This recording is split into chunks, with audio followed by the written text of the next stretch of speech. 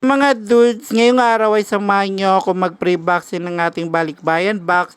So ganito lang yung paraan ko ng pagpo-pre-boxing. Through the years, LBC lagi ang aming pinapadalhan ng package sa Pilipinas. So ganito lang yung paraan ko ng pagpo-pre-boxing. So para the more na marami siya ng packaging tape, the more na matibay, lalo na pag nilagyan natin ng items. So samahan nyo ako hanggang sa dulo ng video para may matutunan din kayo paano pre-boxing ng inyong mga balikbayan box.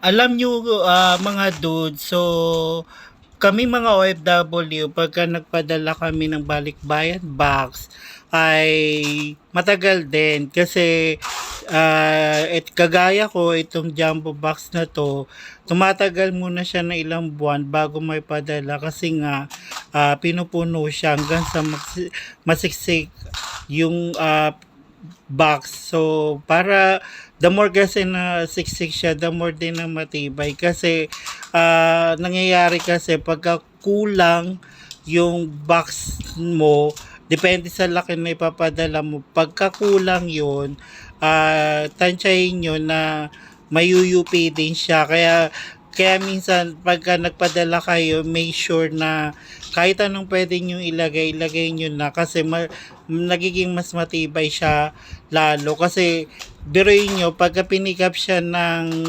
courier ng LBC, so ilalagay nila yun sa warehouse. So if ipapile na yun, so patong-patong yun.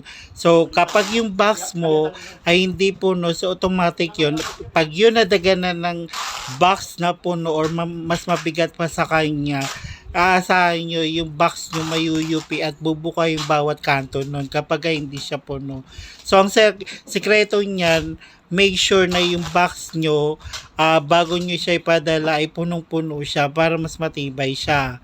So, syempre, kami din mga OFW, matagal yung proseso ng aming pagbabox kasi nga depende kung kailan yung free time namin. So, doon lang kami makakapamili ng mga gamit na aming pang fill up doon sa box namin. So, hanggang sa mapuno namin, doon saka namin schedule for pick up ng LBC para ma-schedule naman delivery sa Pilipinas. So, kaya yung mga mahal namin sa buhay, sana naman pakaingatan nyo yung aming pinapadala kasi hindi rin biro yung mga sakripisyo ng mga OFW dito sa ibang bansa na nagpapadala sa kanilang mahal sa buhay para lang maibigay yung kasiyahan sa pamamagitan ng balikbayan box.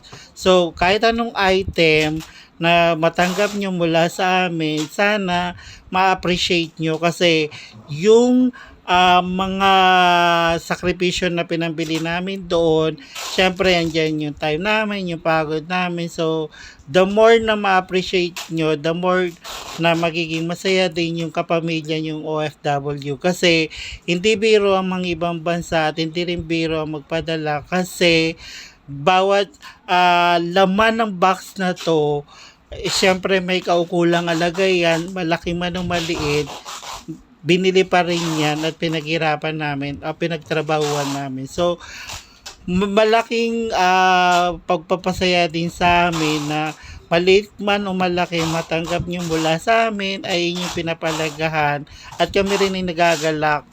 So, kaya ganun. So, ngayon pa lang, sa pagpo-pre-boxing na 'to, para kami nagluluto lang. So, matagal yung proseso niya, pero pagdating sa inyo siyempre mabilis niyo lang paghati-hatian at siyempre kung marami kayong pamilya, advice ko lang sa mga kapwa kong OFW, maigi na lagyan ng mga pangalan, yung mga items na papadala niyo sa inyong kapamilya para hindi sila magkagulo at pagawayan yung mga bagay na hindi nila nakuha. At kayo na rin nagpapadala, kilala nyo naman sino papadala nyo, might as well nalagyan nyo ng label kung kanino nyo ibibigay para yung kapamilya nyo ay maging maayos ang distribution sa kanila at hindi sila magkagulo, 'di ba?